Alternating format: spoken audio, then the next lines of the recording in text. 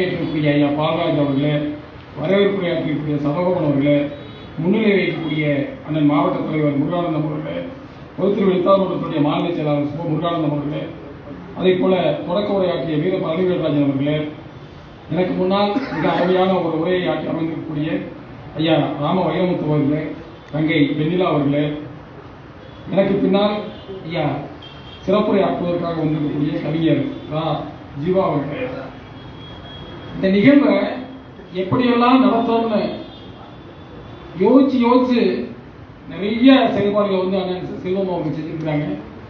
ஒரு வாட்ஸ்அப் பதிவு போட்டு விட்டாரு. எடுத்தோன்னு அந்த நாதஸ்வரம் வந்து முதல்ல ஒழிச்சிச்சு.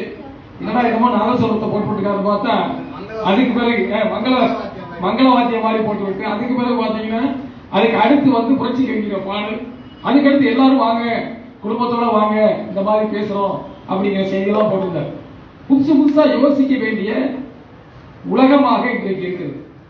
இன்னைக்கு இருக்கிற உலகம் என்பது இன்ஸ்டா உலகம். இந்த இன்ஸ்டாவுக்குள்ள நான் முதல்ல போனோம்னா நிறைய சின்ன பிள்ளைகள்லாம் இருந்தாங்க, தேவையில்லாத விஷயங்கள் நிறைய இருக்கிற மாதிரி இருந்துச்சு. சரி, நம்மளுக்கு இதெல்லாம் ஒத்து வராது அப்படின்னு நினைச்சு வெளியே வந்தேன். ஆனா இன்னைக்கு வந்து உலகத்துல மிகப்பெரிய அளவிற்கான மாற்றங்களுக்கான அடிகோலாக அந்த இன்ஸ்டா அப்படிங்கிற அந்த மென்பொருள் வந்து இன்னைக்கு இருக்கிறத பார்க்க முடியும். அப்ப சில விஷயங்களுக்கு வந்து நான் ஒதுங்கி போகக்கூடாது, இன்னும் உள்ள போக வேண்டியிருக்கிறத வந்து அது வந்து வலியுறுத்துது. அப்படி இன்ஸ்டாவில் போனா சில சொற்கள் தான் பெரிய அளவுக்கு வந்து வைரல் ஆகும்.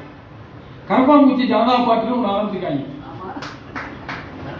யாருமே எதிர்பார்க்கல. இன்னைக்கு உள்துறை அமைச்சர் அமித்ஷாவா இருந்தாலும் சரி, 56 இன்ச்சு மோடியா இருந்தாலும் சரி, பெரிய அளவிற்கு பயத்துக்கு உள்ளாயிருக்கிறாங்க. ஏன்னா பிஜேபி வந்து பணம் கொடுத்து கம்ப்யூட்டர் எல்லாம் பண்ண சொல்லி ஒரு பெரிய அளவுக்கு வந்து 8 மில்லியன் பேரை வந்து அவங்க வந்து சேர்த்து வச்சிருக்காங்க. கரப்பாம்பூச்சி ஜனதா பார்ட்டி ஆரம்பிச்சு 5 நாள்ல அதை போல டபுள் மடங்கு 18 அளவுக்கு வந்து மில்லியன் கணக்கில் வந்து ஃபாலோவர்ஸ் போயிட்டு இருக்காங்க. அப்ப அவன் வந்து அமெரிக்காவில் இருக்கக்கூடிய 30 வயசு ஒரு பையன், அவன் நாட்டில் நடக்கிற அநியாயங்களை பார்த்துட்டு இவன் பிஜேபி வச்சிருக்கான், நான் வந்து சிஜேபி வைக்கிறேன், கரப்பாம்பூச்சி ஜனதா பார்ட்டின்னு சொல்லிட்டு ஒரு கோர்ட்டு, அந்த கோர்ட்டில் இருக்கக்கூடிய நீதிபதி காந்திங்கிறவர் சொன்ன அந்த சொல்ல வச்சு இன்னைக்கு வந்து மிகப்பெரிய அளவிற்கு வந்து வைரலா போய்கிட்டான். அவன் அது மட்டும் இல்ல, அவன் வச்சிருக்கிற கோரிக்கையெல்லாம் பாத்தீங்கன்னா விளையாட்டு மாதிரி நகைச்சுவையா இருந்தா கூட இன்னொரு பக்கத்துல மிக ஆழமா இருக்கு. என்ன சொல்றாங்க, ரிட்டையர்ட் ஆன ஜட்ஜு ராஜ்யசபா எம்பியா போகக்கூடாது, கவர்னரா போகக்கூடாது, அதை முதல்ல தடை பண்ணுங்க. இந்த நாட்டில் நடக்கிற பிரச்சனைகள் அதான் காரணம். நீங்க ஜட்ஜா உட்காந்துக்கலே அடுத்து நம்ம கவர்னரா போறதா, நம்ம ராஜ்யசபா எம்பியா போறதாங்கிறதுக்கான ஒரு வேலைப்பாட்டோட சில வேலைகளை செய்யறாங்க. அது மாதிரி பாத்தீங்கன்னா யாராவது கட்சி மாறினாங்க எம்எல்ஏ எம்பியா இருக்கிறவன் 20 வருஷத்துக்கு அவன் தேர்தலே போட்டியிடக்கூடாது. அப்ப இது ஒரு வகையில பாத்தீங்கன்னா ஒரு நகைச்சுவையானதா இருக்கு. ஆனா அடுத்த பக்கத்துல மிக ஆழமான கருத்துக்களை கொண்ட ஒரு இயக்கமாக வந்து நீங்க வந்து அது வந்து மாறிட்டு இருக்கிறத பார்க்கணும். அப்ப இந்த மாதிரி சூழல்ல சொற்களை நம்ம எங்க கண்டுபிடிக்கிறது அப்படிங்கிறது பாத்தீங்கன்னா அதற்கு மிகப்பெரிய அடிப்படையாக இருப்பது புரட்சி கவிஞருடைய கவிதைகள். மீண்டும் மீண்டும் திராவிட இயக்கத்தை பொறுத்தளவில் நாவலர் நெடுஞ்செழியன் ஆரம்பிக்கும் பொழுது ஒரு கவிதை புரட்சி கவிஞர் பாரதிதாசனுடைய அந்த கவிதையை சொல்லித்தான் தன்னுடைய வாழ்க்கை முழுவதும் தன்னுடைய பேச்சாற்றலை வந்து அவர் வந்து பாடியிருக்கிறார். அது மாதிரி ஐயா ஆசிரியர் வீரமணி அவர்கள் 93 வயசுல அவர் பேசும்போது 1 மணி நேரம் பேசினார்னா இப்படி 3-4 கவிதைகள் புரட்சி கவிஞருடைய கவிதைகளை சொல்வார். டாக்டர் கலைஞர் அவர்கள் தன்னுடைய வாழ்நாள் முழுவதும் புரட்சி கவிஞருடைய கவிதைகளை எழுதினார், பேசினார். அப்ப நம்ம உயிரோடு உடலோடு கலந்திருப்பதாக இருப்பது நம்முடைய புரட்சி கவிஞர். அப்ப இந்த புரட்சி கவிஞர் அப்படிங்கிற ஒரு பேருக்கு ஏன் வந்தது அப்படின்னு சொன்னாக்க, புரட்சியான பல்வேறு கருத்துக்களை சொன்னவர் என்று ஒரு பக்கத்தில் எடுத்துக்கொண்டாலும் இன்னொரு வகை பாத்தீங்கன்னா புரட்சி கவி அப்படி என்று சொல்லிய ஒரு காப்பியத்தை வந்து அவர் படைச்சார். அந்த புரட்சி கவி என்ற காப்பியத்துல அவர் படைத்த அந்த பாடல் தான், அந்த கவிதை தான் ஒரு மிகப்பெரிய அளவிற்கு வீச்சாக அமைந்தது. ஒரு சின்ன வேண்டுகோள், நான் சொல்ற வரி அப்படியே நீங்க திருப்பி சொல்லணும். சொல்லலாமா? சரி. பேரன்பு கொண்டோரே, பெரியோரே, என் பெற்ற தாய்மாரே, நல் இளஞ்சிங்கங்கால் நீரோடை நிலம் கிழிக்க நெடுமரங்கள் நிறைந்து பெருங்காடாக்க பெருவிலங்கு நேரோடி வாழ்ந்திருக்க பருக்கை கல்லின் நெடுங்குன்றில் பிளம் சேர பாம்பு கூட்டம் போராடும் பாலினத்தை அந்த நாளில் புதுக்கியவர் யார்? அழகு நகர் உண்டாக்கி சிற்றூரும் வரப்படுத்த வயலும் ஆறு தேக்கிய நல் வாய்க்காலும் வகைப்படுத்தி நெச்சேர உழுது உழுது பயன் விளைவிக்கும் நிறை உழைப்பு தோள்கள் எல்லாம் எவரின் தோள்கள்? கற்பிளந்து மலை பிளந்து கனிகள் வெட்டி கருவியெல்லாம் செய்து தந்த கைதான் யார்கை? பொட்டுக்களை கடல் முத்தை மணிக்குளத்தை போய் எடுக்க அடக்கிய மூச்சு எவரின் மூச்சு? காணும் பொருளெல்லாம் தொழிலாளி செய்தான் காணும் பொருளெல்லாம் தொழிலாளி செய்தான் அவன் காணத் தகுந்தது வறுமையா ஏழ்மையா? இந்த கவிதை வந்து புரட்சி கவிஞருடைய கவிதை. சித்திரை சோலைகளை உடைய சீர்திருத்தத்தை பாறையில் எத்தனை தோழர்கள் ரத்தம் சேர்ந்தனரோ. அது மாதிரி ஐயா வீரமலன் சொன்ன ஓடப்பராக இருக்கும் ஏழையப்பரெல்லாம் உதயப்பர் ஆகிவிட்டால் ஓடப்பர் உதயப்பர் எல்லாம் மாறி ஒப்பப்பர் ஆகிடுவார் உணரப்பா நீ. உடைவெழுக்கும் தோழரை எது முன்னேற்றம்? உடைவெழுக்கும் தோழரை கழுதை முன்னேற்றுமா கடவுள் முன்னேற்றுமா? பரிசு கேட்டார். உடைவெழுக்கிற தோழருக்கு கழுதை வேணுமா கடவுள் வேணுமா? கழுதான உங்களுக்கு வேணும், கடவுள்னால ஒரு பிரயோஜனம் இல்லை என்று தன்னுடைய கவிதைகளால் இந்த தொழிலாளி முதலாளிக்குமான இந்த வேறுபாட்டை இந்த சமுதாயத்திற்கு மிக அழுத்தமாக சொன்னவர் புரட்சி கவிஞர் பாரதிதாசன். சொல்லுவோம், நாங்க கோஷம் போடுவோம்.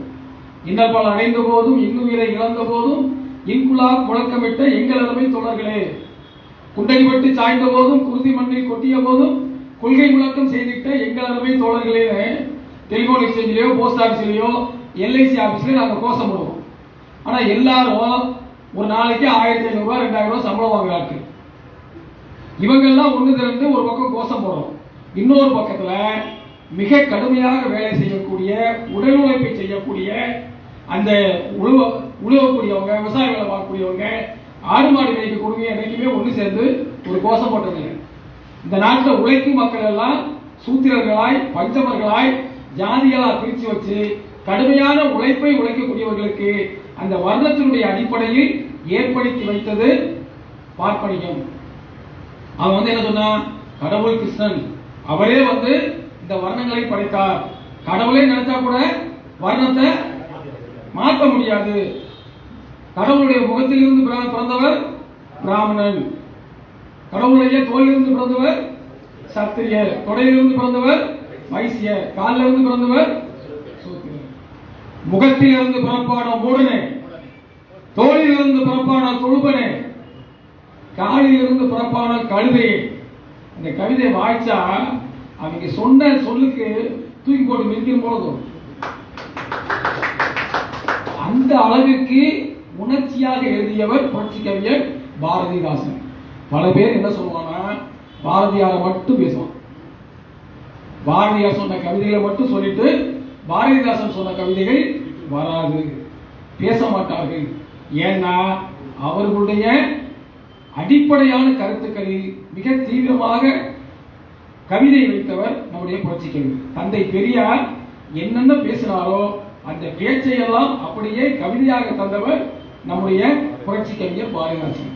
அதனால இன்றைக்கு வந்து பெண்கள் வெண்ணிலாவுக்கு ரொம்ப அருமையா சொன்னாங்க.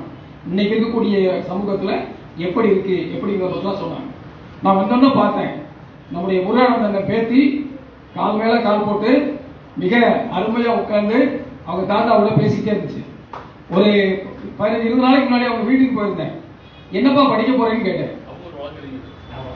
நீங்க ரொம்ப தெளிவா நான் வழக்கறிஞருக்கு படிக்க போறேன், எங்க படிக்க போறேன், படிச்சு முடிச்சு எங்க பிராக்டிஸ் பண்ற போல அளவுக்கு சொல்லுது.